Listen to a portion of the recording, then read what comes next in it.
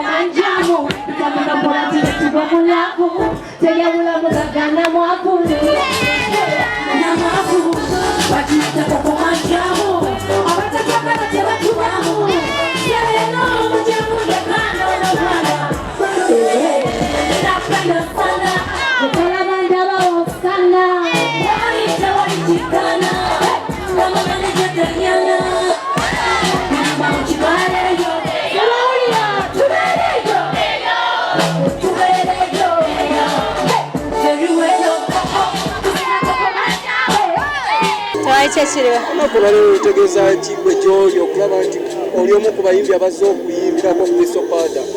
Tusaba is a very good artist and he's my friend, so I'm really happy that I came and supported him. I had to. What impact when Tusaba when you wakati wa mwe je kugamba kwa muyimbi female artist kwe twakasoko kulaba ku stage kuno abalala bo bali kuki simanyi by'abayimbi balala, but me I came to support Christopher as a person. Ze wemanze abalala simanyi, maybe they are coming. Joe, so kusonga za government okuvayo ne banning abayimbi ogena mu masomero highlights z'okuki.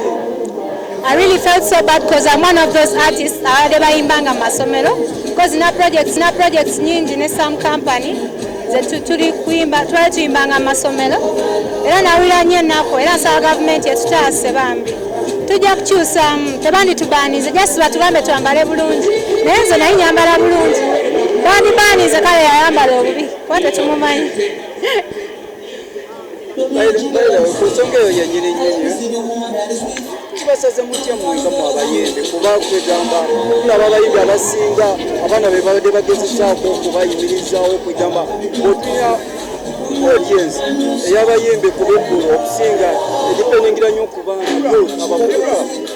Of course, fatubaddenga tugenda masomero kuba entertainment, naye okusingira ddala kubabuulirira abstaining from sex, kuva ku drugs, kubabuulirira basically following their dreams n'ebirala ebisinga, naye nga n'ekirala twagala batusupporting out of the world mu bivuluwe bityo, so baba babaanize kiba kituyisa bubi kubanga the youth ye generation yaffe kati nga nze gyowilanda. I'm dropping an EP very soon. I'm dropping like 4 to 5 songs.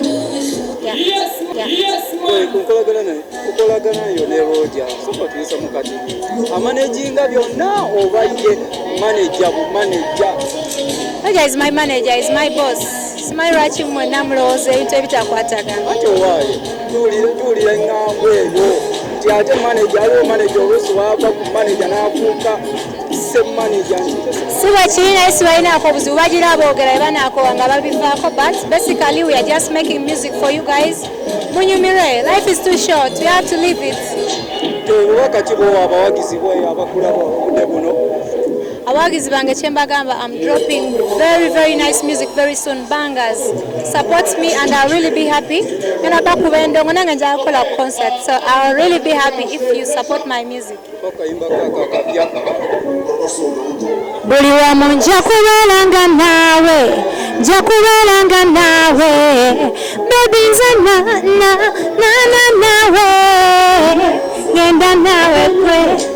Thank you.